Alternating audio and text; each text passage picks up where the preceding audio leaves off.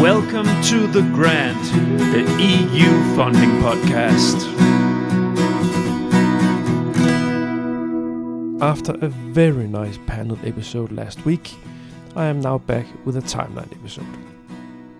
The writing process itself is quite complicated and complex, and therefore it is vital that you prepare yourself as good as you can before the train is rolling.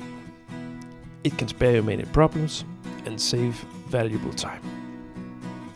I go through a handful of things to be aware of, including your own planning, the setup in your internal writing team, the work package group meetings preparations, gathering input for the excellence section, and first budget expectation exercise. Please enjoy. The Grant. Welcome to The Grant, the EU funding podcast. The 12th episode and the 9th episode of the timeline series. Today we will dig into how to prepare for the writing phase. So we've now reached to a stage in the timeline of preparing your EU proposal where you have gone from the basic idea over understanding the context, interpreting it, developing your idea, first idea into a solid concept. You've been reaching out to the partners, you've been establishing the consortium, maybe not fully, but you are at a stage now where you can start to put pen to paper. And before I step into the actual writing part, so here in the writing part episodes that I am looking at that's coming up, I will take them step by step. So excellence, implementation and impact. And then I will have a dedicated short episode on the formalities, all the things around that. That's also part of the writing phase. And then I will have a dedicated episode on the budget, and we'll see. I'll move a little bit forward as I go, but those are the things that I can see now. And then we move on into submission, receiving the grant, and so on. But without further ado, let's just focus now on where we are now in the phase. So you need to start to write, and the bullets that I carved out that I need to share on you today, the overall elements here is that I will share a little bit about how you do your own planning. Then I will be looking a little bit at the writing team setup. I will share my experience on how to deal with work package group meetings. Then I will share with you how you will need to gather your excellence input, and then budget expectations. Now these things, they spill a little bit over into what I'm going to talk about in the next episodes. But here, you still need to, at this stage, to start to put things together because you have some templates. But I'll get back to that in a little later in this episode. So let's just get at it. So for your own planning, it's vital that you have a tool to plan. So planning tool. The different places I have been working. I have been working with a standardized planning tool in an Excel sheet that either I've developed myself, sometimes a planning tool with a timeline in the Excel sheet, and then you have the different tasks as you go down in the rows. And then you have deadlines and milestones when you need to reach what. Latest, I've been working, because it's a professional consultancy company, these things are fairly... of course, because it's professional, these things are very, we have some very nice tools for these things, but they're Excel sheets. And basically, it's an Excel sheet where you have the core elements of the process put into the table, and then you have in color codes the timeline as you move forward, where you have an overview of where you are in the process, where you need to be at a certain date, certain period of time, and also where you can follow in parallel the different things that needs to be there. And these things are all generic. It's things that you will run into when you do this process. So this is a matter of, so at this stage, it's a matter of, for instance, you will have in this table, you will have the questionnaires that you need to send out. I'll get back to it in a second. You will have when those needs to be returned back. You will have when the concept is finalized, when you start working on it, when it's finalized, the concept, and so on. So this tool, you can start working on it now, but actually I should probably have been in an earlier timeline episode, because when you start the process, it's good to have this. So it's, bear with me with these timeline series. It's like this. It's some things, they come in a little later. I'm sorry for that. But the thing is, the most important thing here is that you get a table set up so you can have an overview of what is going on with all these processes. Because what you're looking at now, you're looking at you will have to set up meetings all the time on behalf of others. Also, sometimes you will have to make sure that these meetings in the work package groups, for instance, that they come, so they fall, so they will be able to give you the information back to you, so you will be able to, in the writing team, gather in an orderly time before deadline information, so you can write a coherent story around that. This is also a matter of making sure that you get the administrative data from the partners, whatever questionnaires they need to fill in.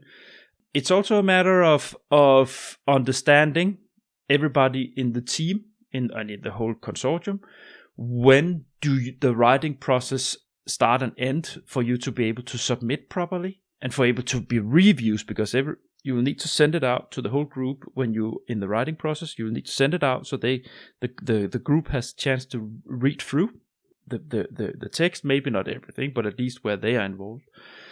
And you need to put those buffers into your timeline, so you can't just finish your proposal 1 day before submission and then that's it, and then you submit. You need to put in a day or two in the timeline that gives the consortium the time. All these things. It helps you if you put all these things into this Excel sheet, put the dates up, and then you can adjust. You can make a first assessment and then you put it in, and then as you go on, it's going to be adjusted. But the most important thing is that you have the overview, because there are so many elements that you need to have an overview of. So you get with this tool you give yourself some administrative leeway that you can check with this and have an eye on this. And that doesn't mean that it's not going to get busy, and that doesn't mean that you might have some hectic days, or some things might be so that you might have forgotten some small things that you didn't get into this tool, and then wait a minute, we also need to do this. But at least the more times you do this, the more skilled you will be in putting in what needs to be in this tool, and to have an overview of it as you move on. This is very important. So that's that. So you need to, in this process, in your own planning, you need to set up the deadlines. And that's of course connected to the planning tool, because you need to set up the deadlines to keep track of when things fall, when you need to get things back. And as I mentioned before, especially these elements where you need to send out information that partners need to review, and you need to get it back and then continue to work. There's a constant back and forth with these things that you need to keep a strict view on the deadline type. Sometimes deadlines, they slide a little bit, but the most important thing is to keep a track on it. That's that. Yeah, and then another very important thing, folders and email systems. As I mentioned earlier in an earlier episode, you need to have a shared folder, especially in the writing team. You need to have a folder system, shared folder system that everybody can access. And I would recommend that not everybody has access to everything. How I normally work, and we normally work where I am now, we give access to the partners in WorkPack. We make folders for the work package groups, and then we give access to that. And then in the writing team, everybody has access to everything. Of course, also the coordinator. But it can get a little cacophonic if you give everybody access to everything, unless you know the group very well. Because then suddenly people start to change things that they're not supposed to change. They start to fit in their own stuff at an inconvenient time when you think everything is set, and then suddenly it's messed up. All these things, you need to make sure that you put down barriers for this big group that's not going to mess up the document that you're now preparing. But in a sense, and in all practicality, you need to have a shared folder. You need to have a place so you don't have to send emails around all the time with all the documents. You need to have a same place where you can go in. What I have been using, it's a little bit different. And actually, it's quite professional company I work with, but sometimes even us have to use systems that you would think, it's not. For instance, Google Docs. I've been having to work with Google Docs, but it's not actually so much related to the company I work for. It's more because of the group, where you might have parties saying, but we cannot use that kind of platform, or we're not allowed to use those kind of platforms because of data, of GDPR, or other reasons, internal rules, and so on. And sometimes you have to go for the lowest common denominator. But then you work with that. You can work with Google Docs. It's not the most optimal, but you can. Other sharing system, of course, Dropbox. Most people know that. Then what I've been working with lately, which works very well, is Teams. Microsoft Teams. There you have, but then I think you have to pay a subscription for that. It's not free of charge. This function. There's something. I think there's something that if your company, you need to pay a subscription to have this functionality. But in that you can share documents and write in the same document at the same time. I think things are updated in real time, even if you are more people working on the same document, which is very important because that's where it often screws up document input, when people sit with the same document and work in the same document in two different places. And if the system, for instance, Dropbox is an example, it doesn't update in real time. Both cannot do that if two work on it at the same time, and then it makes two different documents, and then you need to sit and merge the two. You need to work you have to sit and do it copy paste like this. It's a huge work. So any systems you can get your hand on that is updating in real time with more people on the same document, use them. Do by all means use them. That's your own planning. Let's move on to the writing team setup. So I've been mentioning this before. You need to settle the team of writers, the ones of you that are involved in this, and the proposal preparation resources. So you will have core team. If it's not only, I hope you're not sitting with this yourself. If you are, I recommend you, even if you want, try to get someone else to help you. If you cannot, I'm sorry, because this has got to be a much tougher process. So let's just assume that your team, settle that team in a communication setup logistically, so everybody knows how to do things with an email, a shared folder, and so on under the partner, the proposal preparation share platform, where only you have access for different things. And then for proposal preparation resources, what I mean with that is that you might have some partners that have the specific responsibility for a small thing, but they need to be attached as well, loosely, so you make sure that you have a grab on them. Especially for the writing team, I recommend that you would have a VP lead. So that's that. That's a team. You need just to that's a good, a strong, and high frequent communication, and that's the communication agreement. You need to have a high frequent communication in this process.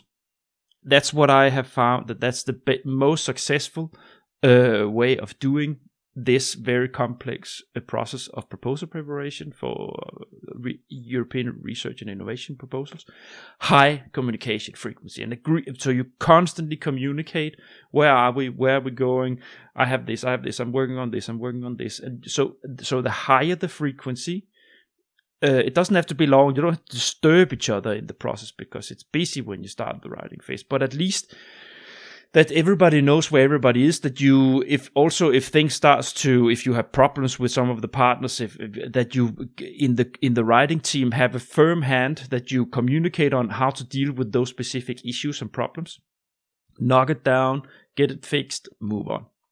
So that's very important. Yeah, writing team set up, the shared docs platform, I mentioned it, and how to use them. Everybody understands how they work. Everybody have an agreement how to use them. So if you cannot work on a strong platform where everything is updated in real time, then you have to set agreements on how to work with the documents. Yeah. So if you work with Google Docs or Dropbox, to avoid having sitting and working on the same document, so it makes duplicates, make agreements that you send the message saying, now I work with this document, you take it maybe away from the folder so nobody can touch it, and then you work on it and move it back. Something like this.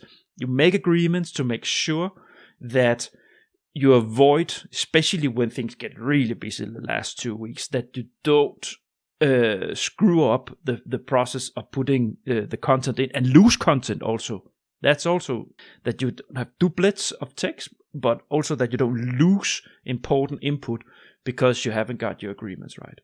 Then in relation to the writing itself, writing team, so when you prepare yourself, you need to take the document that you work in. It's so for each call in Horizon Europe, there is established a document package, and in that document package is included a template, a proposal template for that specific call.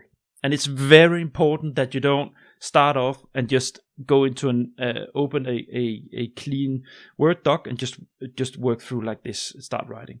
You need, it is, I cannot say this strong enough. You need to go in, download the Word template for that specific call and work in that, because there you have the sections that you need to fill in and the descriptions of how to fill in the different things.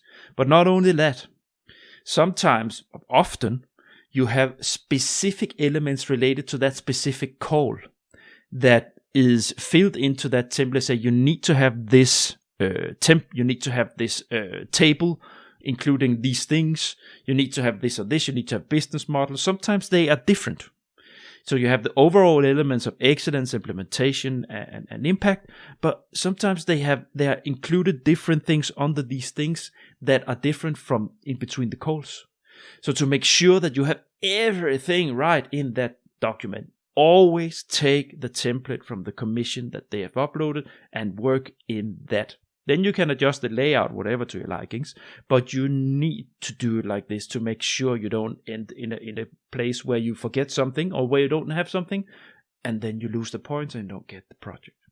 Now, I think that's more or less things for the writing team setup. Next element, work package group meetings.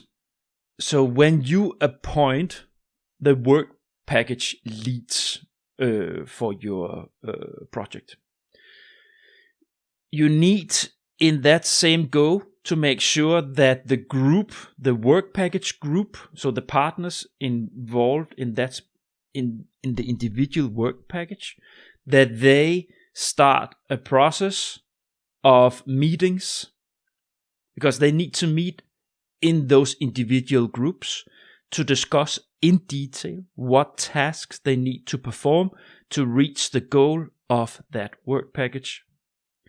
Second, you will also probably sometimes need some of these work package groups to meet in more groups. So often they overlap with things where they need to agree in between each other what is being done here in work package 2 with this said technical development that spills into work package 3, demonstration and pilot part of this, because we cannot do this without you having done this. Sometimes they will need to sit together also, but first step, they meet individually in the groups. Second, you sit with these groups as much as you can, and you see and follow if some of them need to meet in more work package groups together. So yeah, they need to settle internally the tasks, the content and the process, and who does what when, and they need to set their responsibility. So you will have the work package lead, but then you might have task leads, organizations and partners that take a task lead and sub-task leads sometimes to make sure that things are structured organizationally under each work package to as logically as possible in order to carry the work out. So what they need to do in these work package group meetings, now this is where you need to coordinate the writing input for the excellence and the work package description. So you have two key elements of input. So you have the excellence section of the proposal, and then you have the work package descriptions in implementation. In the excellence, that's where you have the poetry, so to say. And so, and in the work package descriptions, you have the detailed descriptions of which task you need to carry out to do it. I'll get back to that in a second. So here, but in these meetings, they need to start to talk about not only what each of them do, when and why. They also need to talk about the input that they need to give to describe the whole issue. And you need the coordinator, or you, if you're not the coordinator but the writer, you need to be there to try to understand what's going on and to explain them how, unless you have a good work package lead that you trust, that can gather input for you. This is important. So the work package lead, that is your representative to each group, who you liaison with and coordinates the input to the writing team. So it's best if you can be there yourself to make sure that you have handled it. But as I mentioned, if you trust the person, if you see that everything is going well, you can use it as a representative.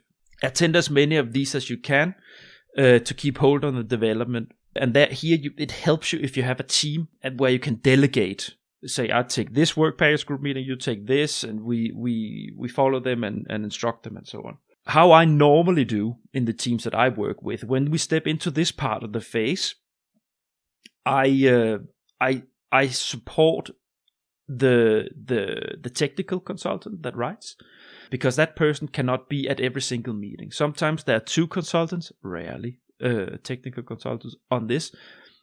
So that also helps if you have 2 technical consultants that can sit with them. But normally I work in pairs of 2, and then some for the administrative parts. And then so the technical consultant take as many meetings as that person can. I step in and cover where that person cannot. And I also take work package groups that has a non-technical element, for instance, communication, dissemination, and exploitation. Or life cycle assessment, something like this. These things you can do without having a technical element. Important here that you will have, if you have say 7 work packages, then you will have at least 4 or 5 technical work packages where you need to logistically arrange these meetings. You need to follow them, you need to gather the input, you need to coordinate with the work package lead. So here things starts to get hairy. Yeah, time starts to be an issue now, even if you haven't finished finalizing the consortium. If you still have partner searches to carry out, so now you move into a cacophony of that you really have to deal with the planning that I started with. So you have the work package group meetings that you have to keep a hold on. The content is being properly carved out in between them, at the same time as you might have to put new partners on board for things still missing. So this is just important. Especially if you're alone, but I really don't hope you are. So again, I assume that you are a team, that you're in the team, that you keep a track on each other, that you have a high level of communication to make sure that things doesn't fall in between your fingers. So what helps sometimes is that if you see that you have work packet leads that are very experienced, have done this many times, or maybe they have even been coordinating proposals for projects before, then you can release the hold, your own hold a little bit on these things, because you see that things are moving solidly, and you get the information you need in your end to develop the text for the proposal document. Then you can give yourself that leeway and focus on other things in the process that might require more of your attention. That's the work package group meetings. Sometimes in these work package group meetings, sometimes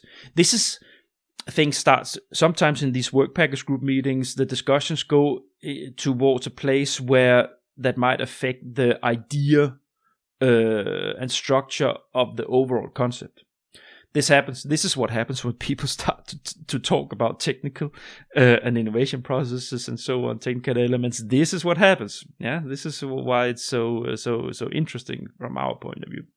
So, but it can complicate the process of gathering the document, because then you might have to one discussion in one work package group affect what happens in work package 2 or 4, where you need to get them informed about what's going on. And the only way that you can get a good document out of this is that you have a high level of communication, strong connection with the work package lead to understand, that changes here, then we need to have a talk with these and these from this and this work package to make sure that the whole concept is calibrated to the discussions they have on what happens in the real world when you have to do this.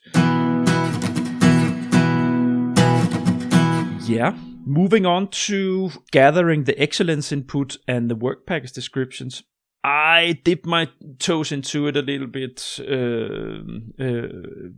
over the last 10-20 minutes. It's difficult to put them apart. What I try to do when I make these episodes, I try to group the elements that you need to be particularly aware of, that is important to go through in the different parts of the phases, but they overlap sometimes. So, gathering the excellence input and work package descriptions. Now, this is a particular element this is what is the basis of your proposal. So, all the processes with the group meetings, with the partners talking, with getting things down on who to do what and when, getting more discussions around how the actual project concept works when you start to get into the detail. All these things, that's your raw material for the document that you are preparing. And so you need to structure that a little bit as much as you can. Now, for the excellence input, I haven't worked much with this because that's not my key capacity. But the way I see that my colleagues have been working with this, and when I have been doing this myself a couple of times, you need to use a template with key questions on the technology, the process, and the idea that you send out to the technical partners that they can return. And these questions, they dig into what the technology does and why it does it and how it does it. It digs into the element. Those questions, they are open questions that forces those questions, they are of a sort that forces the partners to put in details that are important to understand how the technology works, and for you to be able to describe it. It's a template, normally 1-2 pages, something like this. But the thing is, this is tricky when you get it back. I will get back to that when we get to the excellence section episode. But you need to have this template. You need to develop one, and it's different from proposal to proposal. It can be different from proposals to proposal. But if it's technical questions, a technical proposal, then they have the same angle, so to say. So you can adjust it a little bit if need be for the specific proposal. But they are questions that in circular, kind of capture what's going on here. So you need to get the details you need to describe things. So the idea owner and the technical partners, they need to put down on paper key elements of the project descriptions. And here, so in a proposal, when it comes to the technical content, the core of the idea, you have the two sections, as I also just mentioned some minutes ago. You have the excellence section and you have the work package description. And the excellence section is descriptive on the project idea, and it gives the technical details. It's the section where you round up what problem are we dealing with, how would we like to approach it, what's the objective of what we want to do, of our specific approach to the problem, and then you start to carve out the different sections of the project content-wise, how they are going. So there might be some desktop research on research already done, or the technology already, and then there might be some validation, then there might be some developing of first parts of the technology, then you need to test it maybe, and so on. These things you describe how you intend to do that holistically. So you need to put everything together, so to say, so you have the work package, different work packages, but that describe in detail what happens in each of them. But here in the excellence part, you put everything together on the content and holistically explain what's going on there. Second, you have the work package description, and the work package descriptions, they include how to carry out what is described in the excellence section. So it's very concrete with tasks and subtasks, who does what, milestones, deliverables, when each task is carried out, interrelation between the work packages, and so on and so on. So these are extremely concrete. These are concrete descriptions of what you will actually do. But of course they're connected to the technical part, because it describes the technical things that you're going to do concretely. Now, for both these things, the excellence part and the work package description, you need to prepare templates that they can work within the groups and start filling in their input. These things goes back and forth. And you also here, going back to the planning tool, you will run into people that do not send you back the information you need. You will have to run after people. You will have to knock people in the head.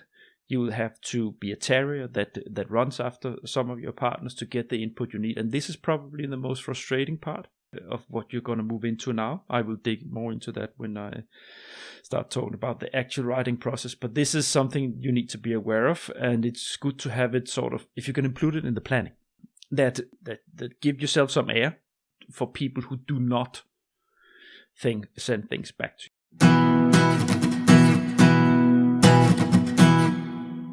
Yeah, finally, budget expectations. I'm not going to talk about the budget in this episode, because it's not dedicated to that. But what you need to be aware of what I always do in this part of the process before the writing actually starts, I always check what the partner's budget expectations they are individually, what they think, what they expect themselves to have as a budget. Because what you will find is that when you sit and will collect the budgets at the end of the writing process towards submission, you will always be above the target. I have only tried once or twice that it was below, but that was because the budget from the commission was extremely high. You will always go above, and to avoid too many discussions in the end, you have to collect what people think they will need to have as a budget, and then you will match that up against how much money you can get from the commission, and then you will already at this stage be able to start indicating to some partners if it's too unrealistic, the budget they have, budget expectations, so you can already prepare them that okay, if this is what you think now, then you need to adjust it down to this, because, and this is important, because when they start to think about what they have to do in the work packages, in the individual tasks, the concrete tasks they will have to do, with putting hours and so on into that, then if they know that their budget is within a certain limit, they can already adjust that there. So they have, okay, it's only this, so we have to adjust. We cannot put as much here as we would initially have done. It's a recommendation. I have tried more often than often to not ask for this at this stage and then struggle with it in the end. When I have done this before the process started, it helped me a little bit. I still ran into some issues. I will get back to that in the budget episode, but it gives you some sort of leeway in the storm you will have or might have when you have the budget negotiations and budget squeezing at the end of the process, because everybody's fighting for their budget, and if they have to reduce, it's people can get very angry. Yeah, we are moving towards the end.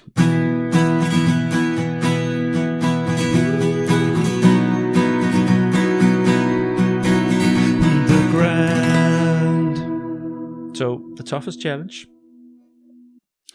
So the toughest challenge, that is to practically get the plan working. So I started off with underlining that you have to have a tool, planning tool. But in reality, you can have this tool, and it's very important because it gives you a structure in the planning. But it's working, when you work with a large group, it's tricky to work with that all agree to the plan that you agreed to and so on. It always slides. The larger the group is, the more it slides. And if you have the commitment from the group and insist on sitting on the head, this is going to help with the worst slide. So if it's a lot also about chemistry here, how the group is working and how committed they are to this. The more committed, the better it will be in relation to them following sort of the overall time plan. The less committed or busy and so on, then you're gonna find yourself difficult to deal with, even though you put up the plan. And this is what I have found, is that there's always a part of the work where you need to insist, where you need to sit on their heads, where you need to knock them in the heads, where you need to be the one that constantly says, come, to get things in.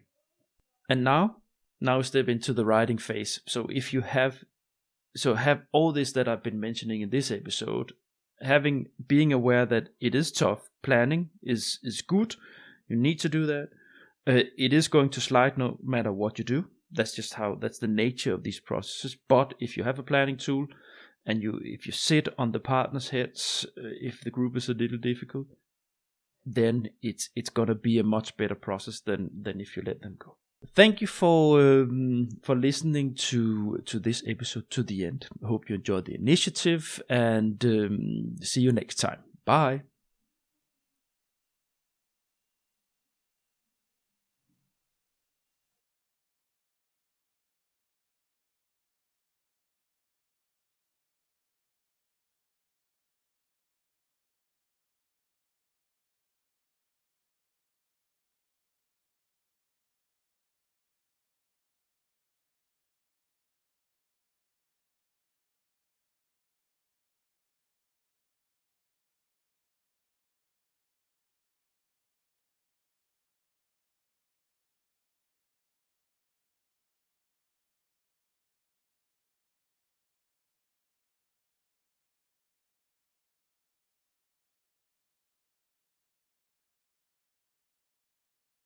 I have created a website for this initiative.